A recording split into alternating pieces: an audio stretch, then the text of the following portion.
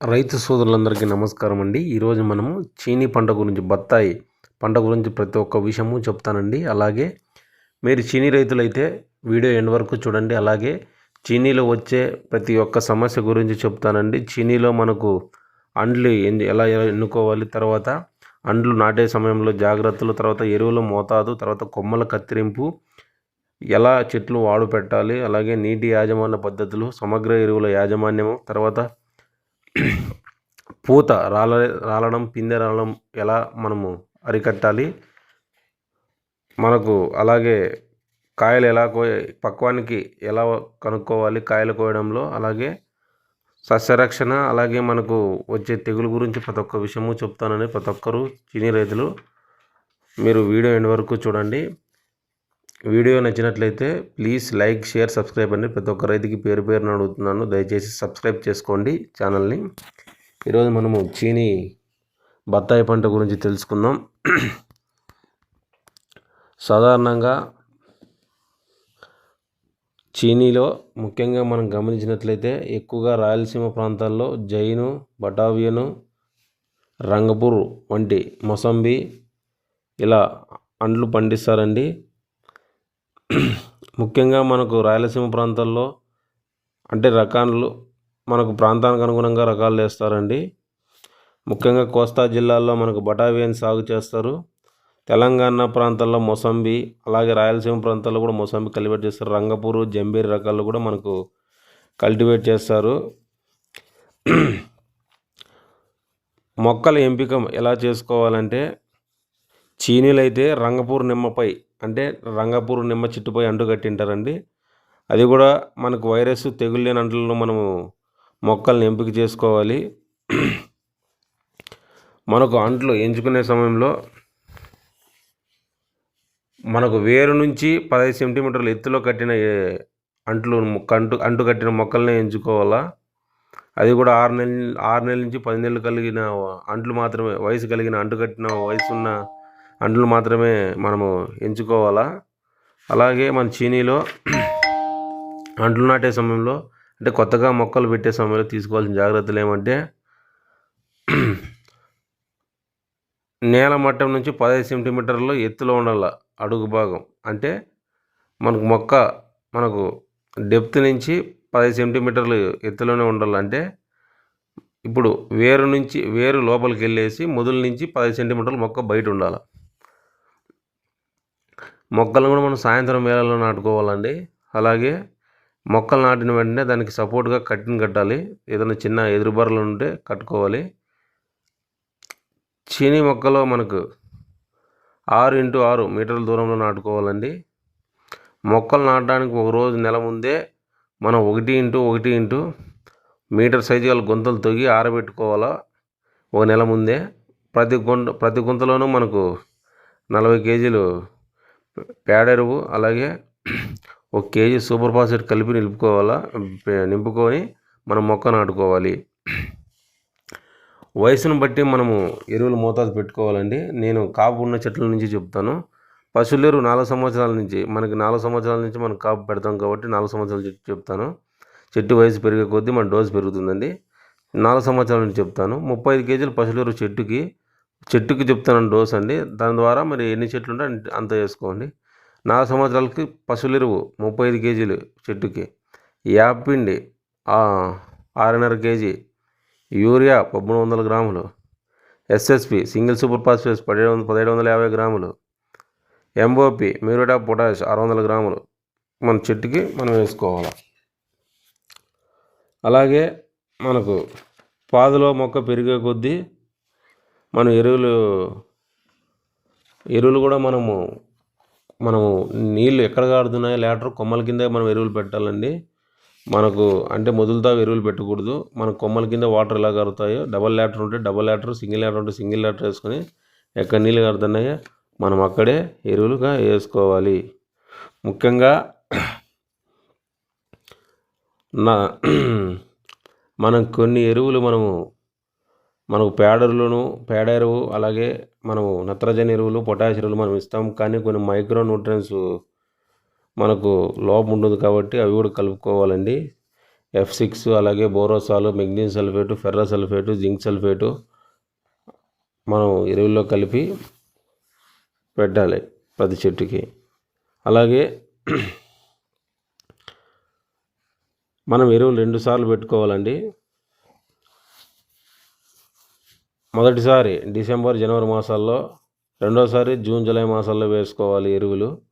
అలాగే కాపు పెట్టే ముందు కూడా మనకు అంటే ఇప్పుడు మనకు ప్రాంతాన్ని బట్టి చెట్లను పూతకు వదిలే సమయం బట్టి మనం ఎరువులు పెట్టుకోవాలా. మనం వాడు కూడా మనకు 15 రోజుల నుంచి 20 రోజులు 30 రోజుల వరకు సరిపోతుంది. నెల 2 నెలల వరకు వాడు పెడుతుంటారు. అలా పెట్టకూడదండి. 15 రోజుల నుంచి 30 రోజులు వాడు పెట్టేసి ఎరువులు వేసేసి లైట్గా ఫస్ట్లో మనం కొంచెం తడి ఇవ్వాలండి. అప్పుడు మనకు చెట్టు ఒత్తిడి గురయ్యి మనకు పూత మగ్గ పగలడానికి మనకు ఆస్కారంగా ఉంటుంది. సమగ్ర ఎరువుల యాజమాన్యం గమనిస్తామండి. ఇప్పుడు మనము ఈ ఎరువులతో పాటు మళ్ళా 500 గ్రాములు చెట్టుకి arbuscular mycorrhiza, azospirillum 100 grams, PSB phosphorus solubilizing bacteria 100 grams, trichoderma viride 100 grams ఇవి వేయడం వల్ల మనకు వేరుకుళ్ళు అలాగే మనకు మొక్కలు చనిపోవడం అలాంటివి వస్తూ ఉంటాయని దానికి కూడా మనం తగ్గించుకోవచ్చు.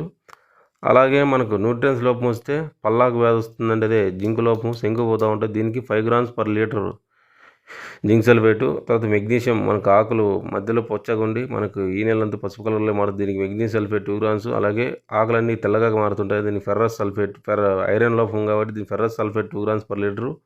మ్యాంగనీస్ సల్ఫేట్ మైక్రో న్యూట్రియన్స్ లోపం ఉంటుంది కాబట్టి manganese sulphate 2 grams per litre. Borax 1 gram per litre. Urea 10 grams per litre కలిపి 4 సార్లు పిచికారి చేస్తే నైట్రోజన్ లోపం వల్ల కూడా వస్తుందండి మన పసుపు కలర్లో. ఈ 4 సార్లు పిచికారి చేస్తే మనకు అలాగే పిందెలు బఠానీ సైజులో ఉన్నప్పుడు కూడా మనం ఒకసారి స్ప్రే చేస్తే మనకు శంకు రాకుండా అలాగే పిందెలు కూడా పసుపు కలర్ మారుకోకుండా మన న్యూట్రియన్స్ లోపాన్ని మనం అధిగమించవచ్చు. అలాగే నీటి యాజమాన్యం చిన్న మొక్కలకైతే కాపులేని చెట్లకైతే మనం తరచుగా నీళ్ళు కట్టాలండి. చెట్టుకి ఎంత నీరు కట్టాలనేది మనకు చెట్టు వయసును బట్టి వాతావరణం అనుకూలాన్ని బట్టి మనకు నీరు పెట్టాలా. అలాగే చెట్టు పూత పిండి ఉన్నప్పుడు నీళ్ళు కంపల్సరీ క్రమం తప్పకోకుండా కట్టాలండి. నీరు మనకు ఎద్దడి తట్టుకునేకి మనకు వరిగడ్డి పొట్టు కానీ శనక్కాయ పొట్టు కానీ మన శనగిత్తనాలు వదిలేసిన శనక్కాయ పొట్టు కానీ మనం ఆ పాదుల్లో వేసుకుంటే మనకు గడ్డి పడదు. అలాగే నీరు కూడా మనకు సమృద్ధిగా అందుతుంది. అలాగే చాలామంది ముఖ్యంగా మన నీటి యాజమాన్యంలో నీరు పెట్టేటప్పుడు మొదలకు తగలకూడదండి. ఎందుకంటే మొదలు తగిలితే మనకి కుళ్ళిపోయి కాలర్ రాట్ వచ్చే ఆస్కారం ఉంటుంది. కావున మనము మొదలుకు అడుగు గ్యాప్ విడిచిపెట్టి చిన్న చెట్లలో మనకు కొమ్మల కింద మనకు నీరు కారేలా నీరు చుక్కలు చిన్న డ్రిప్ పద్ధతిలో కారేలా అందించాలి. చిన్న మొక్కకైతే రోజుకైతే 10 నుంచి 12 లీటర్లు అందించాలి చెట్టుకి. అదే కాపుండే చెట్లకైతే మనకు రోజుకు 40 నుంచి 80 లీటర్లు అందించాలా. ఎందుకంటే మన కాపుండే చెట్ల కాయలకు కూడా చాలా ఉపయోగపడతాయండి. అలాగే కొమ్మ కత్తిరింపు ముఖ్యంగా మనం గమనించినట్లయితే కొమ్మ కత్తిరింపులో మనం కొమ్మ అనేది మనకు ఎప్పుడప్పుడు మనకు వేరు నుంచి కాండం నుంచి మనం పెరిగే కొమ్మలను ఎప్పటికప్పుడు కత్తిరించాలా. అది షేప్ తీసుకురావాలి. అది అనుభవమైన వాళ్ళతోనే మనము కొమ్మ కత్తిరింపులు చేసుకోవాలి. తర్వాత ఎత్తు పెరిగే పక్క కొమ్మలు కూడా తీసేయాలా. చెట్లు నీడకు ఉన్న అనవసరమైన కొమ్మలు అంటే చిక్కు కొమ్మలు ఎండు పుల్లను కూడా కత్తిరించుకోవాలా. నిటారుగా పెరిగే కొమ్మలను మాత్రమే కత్తిరించాలా. అలాగే ఆ కత్తిరించిన చిగురు భాగాలను మనకు తెగులు రాకుండా బోర్డో పేస్ట్ని పూసుకోవాలా. అలాగే వీటిలో ముఖ్యంగా గమనించినట్లయితే మనం 3 ఏళ్ళ వరకు మనకు పంటల్లో మనం అంతర పంటలుగా ఏమేమి వేసుకోవచ్చు అంటే చీనా చెట్లలో వేరుశనగ, దోస, ఉల్లిపాయ, పుచ్చ వేసుకోవచ్చు. అలాగే అపరాలంటే మనకు ధాన్యాలు కూడా వేసుకోవచ్చు. చిన్నవి అంటే చిక్కుడు కానీ ఇలా వెజిటేబుల్స్ కూడా వేసుకోవచ్చు. కానీ మిరప, టమోటా, వంకాయ, పొగాకు అస్సలు వేయకూడదండి. ఎందుకంటే ఇది ఉంటే మన నులి పురుగులు వస్తాయి. దాని ద్వారా మనకు నెమటోడ్ వచ్చి చెట్లు చనిపోయే ఛాన్సెస్ కూడా ఉంటుంది. ఇప్పుడు ప్రతి ఒక్కరూ గమనించాలండి. ఇప్పుడు నేను ప్రతి ఒక్కరు చెప్తా వాడు ఎట్లా తీసుకురావాలి చెట్లని. మన చీనీలు అయితే సంవత్సరం పొడవునా పూత వస్తుందండి. కానీ రైతులకు సరైన దిగుబడులు ఉండవు కాబట్టి ఒక సీజన్లో మాత్రమే అధిక దిగుబడులు పొందుతారు. దీన్ని గైరంగం అంటారు. తర్వాత సీజన్ వస్తుంది, దానికి తక్కువ రేటు ఉంటుంది కాబట్టి మనం గైరంగానే మనకు ఎక్కువగా రైతులు ఒక సీజన్లో ఒత్తిడి పెంచి మొక్కలో మనకు పూత తీసుకురావాల్సిన అవసరం ఉంటుంది. కాబట్టి ముఖ్యంగా మనకి చీనీలో 3 కాలాల్లో మన పూతకు వస్తాయండి. దాన్ని జనవరి, ఫిబ్రవరిలో వస్తుంది, దాన్ని అంబే బహార్ అంటారు, అదే సీజన్ కాప్ అంటారు. జూన్ టు అక్టోబర్ వస్తే దాన్ని అస్తా బహార్ అంటారు. June to October, August, September, అక్టోబర్లో వచ్చేదాన్ని అస్తా బహార్ అంటే ఇది మనకు గైరంగం అంటారు. జూన్లో వచ్చేదాన్ని మృగ్ బహార్ అంటారు. కావున మనం జనవరిలో, ఫిబ్రవరిలో ఎక్కువ పూత కోసం నవంబర్, డిసెంబర్లో మనము సీజన్కి వాడబెట్టేప్పుడు నవంబర్, డిసెంబర్లో కొద్దిగా వాడబెట్టాలా, కొద్దిగా అంతే. అంటే మన డిసెంబర్లో మా నీళ్ళు పూర్తిగా ఆపేయాల. అలాగే మనకు ఆగస్టు, సెప్టెంబర్లో పెట్టేటప్పుడు మనకు సెప్టెంబర్, అక్టోబర్లో పెట్టేటప్పుడు మనము ఆగస్టు, సెప్టెంబర్ మనము పెట్టాలండి. తద్వారా మనకు ఒకటేసారి మనం ఎరువులు పెట్టేసి నీళ్ళు అందిస్తే ఇంకా పూత మనకు బాగా పగులుతుందండి. మనకి మోట్లు పగిలిన తర్వాత స్ప్రేయింగ్లు చెప్తానండి. మనకు చుక్కలు అదే ఎగురులు పుట్టినప్పుడు మనకు humic, fulvic, amino acid combination తర్వాత మనకు జిబ్లిక్ యాసిడ్ వస్తుంది, 0.0055% అది. అలాగే మనకు దాని కాంబినేషన్ ఏదైనా ఇన్సెక్టిసైడ్ ఇమిడా కానీ లేకుంటే థయోమిథాక్సమ్ లిక్విడ్ కానీ స్ప్రే చేసుకుంటే మనకు మొట్టమొదటిగా ఈగులు బలి మోట్లు పగిలేదానికి ఆస్కారంగా ఉంటుంది. తర్వాత ముఖ్యంగా మనం ఈరోజు పూత పిందె రాలడం తగ్గించేది ఎలా తగ్గించుకోవాలో, మనకు పూత పిందె అనేది 2 దశల్లో తగ్గిపోతుందండి, రాలుతుందండి. ఎందుకంటే వాతావరణ పరిస్థితులు హఠాత్తుగా వాతావరణంలో వచ్చే మార్పుల వల్ల జరుగుతుంది. అలాగే మనం ఇచ్చే డ్రిప్ ఫర్టిలైజర్ కానీ ఏదైనా రసాయన మార్పులు కూడా ఉంటాయండి. చెట్లు పూత పిందిలో ఉన్నప్పుడు మనం దున్నేది కానీ చెట్టు కింద పాదులు తొగేది కానీ అట్టాడు చేయకూడదు. ఎండలు బాగా ఎక్కువ ఉన్నట్లయితే నీళ్ళైతే కంపల్సరీ మనం వదులుతూ ఉండాల. ఒకవేళ పిందె పూత రాలిపోతుంది ప్లానోప్లిక్స్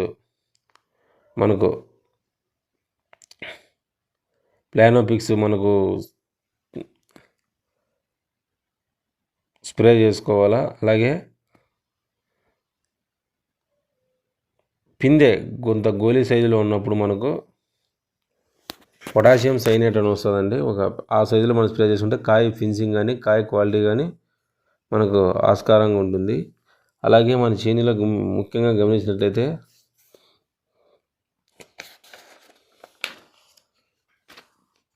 కాయను మనం ఎలా ముదిరిందని, అదే కాయ ఎలా మాగిందని మనం తెలుసుకుంటామంటే ముఖ్యంగా మనం గమనించినట్లయితే మనకు కాయపై చీనీ ఆకుపచ్చ రంగు నుంచి లేత పసుపు రంగు కలర్ మనం ఎండకు గమనించినట్లు కాయ మనకు పక్వానికి వచ్చినట్లు మనం గుర్తించవచ్చు. అలాగే మనకు దిగుబడి ఎట్లా వస్తుందంటే మనకు 4వ సంవత్సరం నుంచి మన దిగుబడి స్టార్ట్ అవుతుంది, కానీ 6వ సంవత్సరం నుంచి మంచి దిగుబడి వస్తుందండి. మనకు ఒక్కొక్క చెట్టు నుంచి సగటున మనకు 800 నుంచి 1200 కాయలు దిగుబడి వస్తుంది. ఒకవేళ ఎరువులు బాగా వేసి నీటి బాగా సమగ్రంగా, అలాగే చీడపీడలను బాగా జీడకు కానీ నల్లికి కానీ బాగా స్ప్రే చేసుకుంటే చెట్టుకు 2000 కాయలు వచ్చే అవకాశం ఉంటుందంటే 2000 నుంచి 3000 పండ్లు కాయలు కాసే అవకాశం ఉంటుంది. అలాగే ముఖ్యంగా మనం గమనించినట్లయితే ఈరోజు మనం ముఖ్యంగా తెలుసుకోవాల్సింది, ఇంతకుముందు వీడియోలో చిన్న చెట్లలో నేను పురుగుల గురించి చెప్పాను. అలాగే ఈరోజు తెగులు గురించి తెలుసుకుందామండి. చీనీలో ముఖ్యంగా మనకి తెగుళ్ళు వస్తే బంక తెగులు వస్తుందండి. దీన్నే ఫైటోప్తెరా బంక తెగులు అంటారు. ఈ బంక తెగులు రావడానికి కారణం బెరడు కుళ్ళిపోవడం, అలాగే నీరు బాగా పెట్టి దానికి ఏదైనా మనం వ్యవసాయ పనులు చేసినప్పుడు చెట్టుకు మొదలు గాయం అవ్వడం వల్ల మనకు బంక తెగులు వస్తుందండి. దీన్ని అందుకే మనం ఆక్సాబ్లేట్ తీసుకొని ఆ బంక వచ్చిన పంటని గోకేసి దాన్ని బోర్డో పేస్ట్ లేదా కాపరాక్సిక్లోరైడ్ పేస్ట్ లాగా పూసి లేదా M45 పేస్ట్ లాగా పూసి దాన్ని మొదలు బాగా పట్టించాలా. అలాగే మనకు ఈ బంక కారణం వల్ల మన మొక్క కూడా చనిపోతుందండి. అందుకే దీని నివారణకు మనకు చెట్లు బదులు నీళ్ళు పెట్టకూడదు. అలాగే మనకు నీళ్ళు ఎక్కువగా మొదల్లో నిలబడుకోకుండా ఇంకిపోయేటట్లే చూసుకోవాలా. దాని ద్వారా మనం బంక తెగులు మనం కంట్రోల్ చేసుకోవచ్చు. అలాగే వేరుకుళ్ళు తెగులు అంటే దీనివల్ల మనకు వేరు కుళ్ళిపోయి పోషక పదార్థాలు చెట్టుకు అందక చెట్లు ఎండిపోతాయండి. పరిశీలిస్తే మనకు వేర్లు కుళ్ళిన వాసన వస్తాయి. దీనికి ఈ చెట్టు వేరుకులు తెగిన చెట్లు అయితే విపరీతంగా పూత పూస్తుంది, అలాగే విపరీతంగా కాయలు కాస్తాయి, కానీ చెట్లు ఎండిపోతాయి. మనకు అందుకే రంగపూరు అంట్లలో వేరుకులు రాకుండా మనకు ఆస్కారంగా ఉంటుంది. రాకుండా మనం తట్టుకునే రకంగా చెప్పుకోవచ్చు. దీని నివారణకు మనకు డ్రెంచింగ్లో డబల్ రింగ్ సిస్టమ్ అంటే 2 రింగులు కొట్టేసి మొదలుతా నుంచి ఒక అడుగు గ్యాప్ విడిచిపెట్టి M45 అలాగే మనకు బ్లైటాక్స్ దాంట్లోకి ట్రైకోడర్మా అవి ట్రీట్మెంట్ 1 అవి మనం కలిపి పోసిన తర్వాత మనకు ట్రైకోడర్మా కల్చర్ 90 కేజీలు పశువుల ఎరువులకు తీసుకొని వేపపిండి 10 కేజీలు తీసుకొని ట్రైకోడర్మా 1 కేజీ తీసుకొని 3 బాగా కలబెట్టేసి ఒక 15 రోజులు మగ్గబెట్టేసి దాన్ని కూడా మనం వేసినట్లయితే వేరుకులు రాకుండా నివారించవచ్చు. అలాగే జ్ఞానోడర్మా పుట్టగొడుగులు తెగులు మీరు గమనించినట్లయితే ఈ బెరడుపై ఇది శిలీంధ్రంగా అభివృద్ధి చెంది పుట్టగొడుగులో మనకు అభివృద్ధి. దీనివల్ల మనకు బెండు పిప్పిగా మొదలు బాగా పిప్పిగా ఏర్పడుతుంది. తద్వారా మనకు మొక్క చనిపోయే ఛాన్స్ ఉంది. కాబట్టి అంటే ఇవి ఎట్లా కనిపిస్తాయంటే ఎక్కువ తోటను ఎవరు పట్టించుకోకుండా ఉంటారే దానిలో గమనిస్తామండి జ్ఞానోడర్మా పుట్టగొడుగులు తెగులు. దీని నివారణకు మనకు అవి ఏరేసి ఆ జ్ఞానోడర్మాను అవి తొలగించేసి మొదలుతో కాల్ చేయాలండి. దీనికి బోర్డో పేస్ట్ పూస్తే సరిపోతుంది. లేకుంటే స్ప్రేయింగ్ మనకు బాగా వేలు తడిచేటట్లు నీళ్ళు పెట్టేసి మనం డ్రెంచింగ్ చేసినట్లయితే మనం పూర్తిగా నివారించవచ్చు. అలాగే వీటిలో వచ్చే చీనికాయ తోడిమక్కుళ్ళు అంటే మీరు గమనించినట్లయితే ఇది సెప్టెంబర్ అక్టోబర్ నెలలో కోతకు వచ్చే పనులు అంటే గైరంగాల్లో ఎక్కువగా ఆశిస్తుందండి. ఈ కాయ తొడిమిపై ఈ ఫంగస్ అనే చేరి తొటిమ అనేది మనకి కుళ్ళిపోతుందండి. దీనిపై గోధుమ రంగు మచ్చలు ఏర్పడుతూ ఉంటాయి. అందుకే దీని నివారణకు మనము కార్బనిజం 1 గ్రామ్ పర్ లీటర్ మనం ఆగస్టులోను జూన్ జూలైలో స్ప్రే చేసుకుంటే నివారించవచ్చు. అలాగే చెట్టు బెరడు చీలుతూ ఉంటుందండి, అది ఒక వైరస్. ఇది మనకి ఎక్కువగా దీంట్లో రాదు కానీ సిట్రస్లో రాదు కానీ చీనీలో రాదు కానీ నిమ్మలో వస్తూ ఉంటుందండి. ఒకవేళ మన చీనీలో వచ్చినట్లయితే దీనివల్ల మన కొమ్మలు కూడా ఎండిపోతాయి. అందుకే ఆ కొమ్మలపైన చార్లు గమనించినట్లయితే కార్బనిజం 1 గ్రామ్ పర్ లీటరు అలాగే 2 సార్లు పిచికారీ చేయాలి దాని మీదే. అలాగే కాంటా ప్లస్ 50 లీటర్లు కలుపుకొని చెట్టు మనకు మొదలు అలాగే వేలు బాగా తడిచేటట్లు మనం వదులుకోవాలి, డ్రెంచింగ్ చేసుకోవాలి. అలాగే మనకు గజ్జి తెగులు అనేది ముఖ్యంగా గమనించినట్లయితే కాయల మీద, ఆకుల మీద, తర్వాత కాండము ఇలా మచ్చలు సోకి మనకు కాయ గజ్జిలా ఏర్పడుతుందండి, మీరు గమనించవచ్చు. అందుకే దీని నివారణకు మనకు బ్లైటాక్స్ 1 గ్రామ్ పర్ లీటరు అలాగే దానికి స్టెప్టోసైక్లిన్ 0.5 గ్రామ్ కలిపి వర్షాకాలం అయితే 2-3 సార్లు పిచికారీలు చేసుకుంటూ కొమ్మలు ఆకులు బాగా తడిచేకలు స్ప్రే చేసుకుంటే మనం గజ్జి తెగులు కూడా పూర్తిగా నివారించుకోవచ్చు. అలాగే వీటిలో వచ్చే బూడిద తెగులు కూడా వస్తుందండి. అప్పుడు మీరు ఎప్పుడైనా గమనించినట్లయితే బూడి చల్లినట్లే కనపడుతూ ఉంటుంది మనకు చీనీలో. దీని నివారణకు మనము ఎక్సోకొంజోల్ లైట్గా ఉన్నట్లయితే ఎక్సోకొంజోల్ 2 ml పర్ లీటర్ కలిపి స్ప్రే చేసుకుంటే బూడిదని కూడా మనం కంట్రోల్ చేసుకోవచ్చు. అలాగే వీటిలో వచ్చే ట్రిస్టిజా తెగులు, మొజాయిక్ తెగులు, బడ్నాయిన్ క్రీజ్ తెగులు, అలాగే ఎల్లో కార్గు తెగులు, ఇవి ముఖ్యంగా మనకు ఆకులు న్యూట్రియన్స్ లోపం వల్ల ఏర్పడుతుందండి. కొన్నిసార్లు మన జీడ వల్ల కూడా కొన్ని ఇవి సంక్రమిస్తాయి. కావున మనం ఫస్ట్లో దీన్ని గమనించినట్లయితే imida super confidor 1 ml per litre super confidor 0.5 ml per litre కలిపి స్ప్రే చేసుకుంటే పూర్తిగా నివారించవచ్చు. ఈరోజు నేను తెగులు గురించి చెప్పానండి చీనీలో. ఇంతకుముందు వీడియోలో నేను చీనీలో వచ్చే మనకు పురుగులు అంటే త్రిప్సు, లీఫ్ మైనరు, అలాగే తెల్లదోమ, తర్వాత ఇది పిండి నల్లి, అలాగే మనకు వచ్చే జీడ, నల్లి, ఎర్రనల్లి, ఇవన్నీ మనకు నేను మళ్ళీ వీడియోలు చెప్తానండి. అలాగే నులిపురుగును ఎలా కంట్రోల్ చేసుకోవద్దు ఒక్కటే చెప్తాను. వీడియో నచ్చినట్లయితే ప్లీజ్ లైక్, షేర్, సబ్స్క్రైబ్ అండి. ప్రతి ఒక్కరూ మీరు సబ్స్క్రైబ్ చేసుకోవాలి. అలాగే మీకు చీనీలో ఎటువంటి సందేహాలున్నా మీరు నా కామెంట్లో తెలియజేయండి. అలాగే నేను ఎటువంటి సందేహాలున్నా మీకు తెలియజేస్తాను. అలాగే మీకు ఎటువంటి పంటల గురించి తెలుసుకోవాలన్నా మీరు కామెంట్లో తెలియజేయండి. దయచేసి వీడియోని ప్లీజ్ లైక్, షేర్, సబ్స్క్రైబ్ అండి. చాలామంది వీడియోలు చూస్తున్నారు కానీ సబ్స్క్రైబ్ చేసుకోవడం లేదు. దయచేసి అందరూ సబ్స్క్రైబ్ చేసుకుంటారని కోరుకుంటున్నాను. Thank you. Please like, share, subscribe.